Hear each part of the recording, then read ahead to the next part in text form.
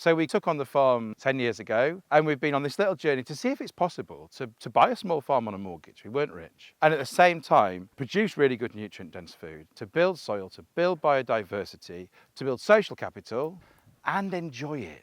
So net zero is great, don't get me wrong, if we get there. But I think there is the possibility to be ambitious. We're really capable creatures and actually go way beyond any net zero into a genuinely positive thing.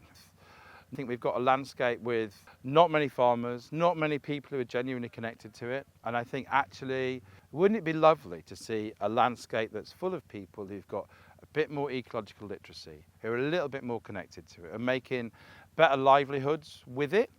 I think what I've seen at Hembant is there's just such incredible ways that if you put humans in relationship with land, you can produce a lot more food, you can produce a lot more other benefits.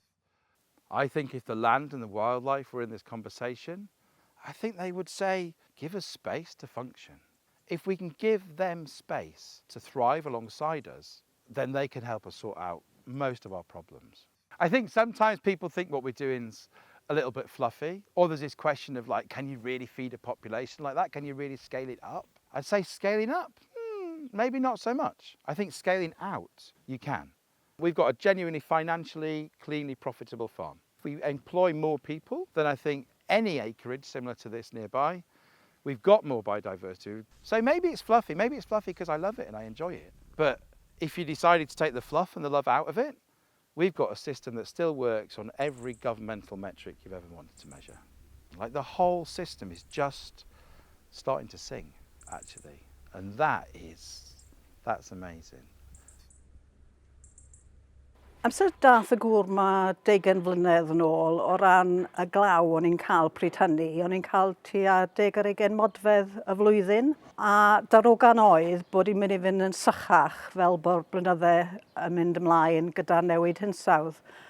Ond heddiw, ni'n cael ar gyfartaledd y flwyddyn tua 45 modfedd, felly mae wedi cynyddu 50%. A mae hynny'n fuddiol tu hwnt i ni, achos mae'n rhoi 12-15 mm mewn un go, a mae hwnna'n fuddiol iawn i'r tatws. Felly i ni, mae newid hinsawdd wedi bod mwy caredig na oedd y darogan yn y dechrau.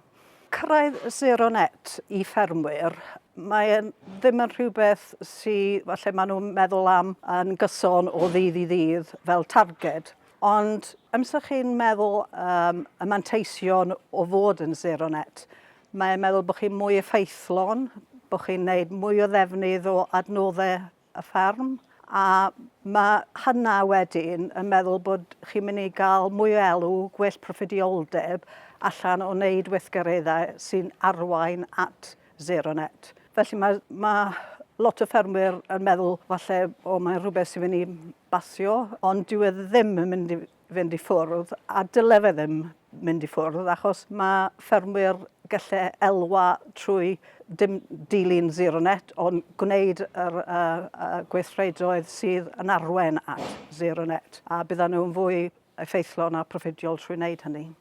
Byddai'n gobeithio ni ar gyfer y genedlaethau sydd ddod, bod ni wedi cynnal y ffarm a cynnal y iechyd pridd ar y ffarm yma, fel bod nhw gallu gweithredu a cynhyrchu ar y raddfa i ni wedi gallu wneud. We need to get better management practices locked in on the Welsh landscape, so that's a matter for policy. We'd like to be in a place where sustainable farming is the norm, not the exception, that we are producing sustainable food, ideally for the Welsh market, that connects agriculture with communities, that has land which is a massive carbon sink. We did a report last year which looked at what is the cost of extreme weather events on Welsh agriculture, and it ranged into the tens of millions of pounds a year. Certain years, £180 million, that was the cost. That's pretty much a third to a half of farm subsidies wiped out in one go due to extreme weather. Wales has a Future Generations Act which is supposed to define how we work, trying to set a state of mind that means that we're not using our resources in a way that prevents future generations from using them correctly. I think what my optimism is that despite what government does, despite what the industry says it wants, farmers, land managers are making this change. They are making this change because it makes economic sense to them to do it and their mental well-being. Change is happening and hopefully it will be enough. Now, there will be people that don't want to change and that will always be a problem. And for that group, that's where regulation will come in. And that's not necessarily regulation from the government, that might be regulation in the supply chains. What gives me joy is communicating these things, talking to people about it who kind of start to get these concepts and going, okay, we see this as a problem, this is a solution for this problem, maybe we should do it. I've lived here in Bangor for 14 years and I have watched the growth of minority ethnic people and the needs that they have. We always have to travel a lot of miles to get what we call culturally appropriate foods. So we'll do a pilot to test growing vegetables, fruits, some tubers using polytunnels and greenhouses to see how that can service this group of people and in extension, everyone. It's vegetables and fruits. It doesn't harm anyone, does it? What we feel that will do in terms of reducing food miles, because most of these foods, even though we get them in Manchester and Liverpool, they travel very far. Some are from Ghana, they come from Uganda, some foods come from Nigeria.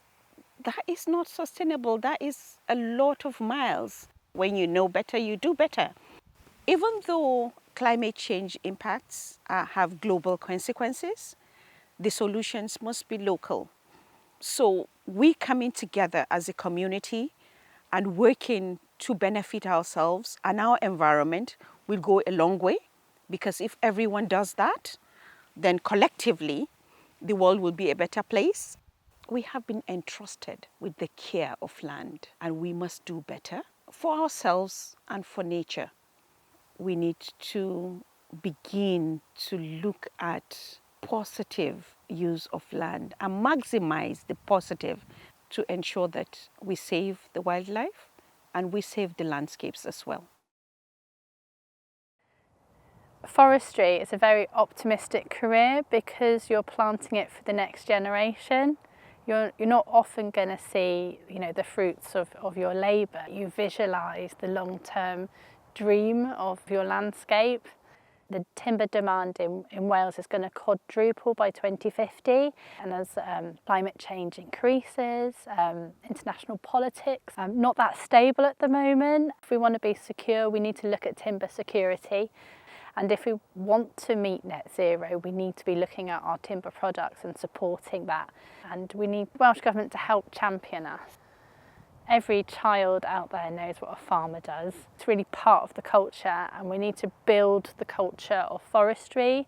We need to look at our identity as a forest nation, and that needs to come from the ground up as well as top down. So it's working with people, and I find that we all want the end goal. It's about how we get there. If you took wood away and all forest products away from your life tomorrow, I think you suddenly realise how much our quiet industry is supporting your daily life. We need trees, and I just want everyone to acknowledge that and to stop fighting us and to work with us. Because if we want the next generation, the generation after that, to succeed and thrive and be grateful for us and decisions we made at this point, collaboration is the only way forward. Cymryd drosodd y ffarm 10 mlynedd yn ôl, a mae wedi bod yn bach o siwrne. Mae newidiadau dwi wedi gwneud wedi cymryd amser, a dyn ni wedi weld gwahaniaeth blwyddyn yma, wedig efo'r ochr y regen a cytio'r gwrtaith a'r nitrogen, pobl meddwl wneud am gweithio.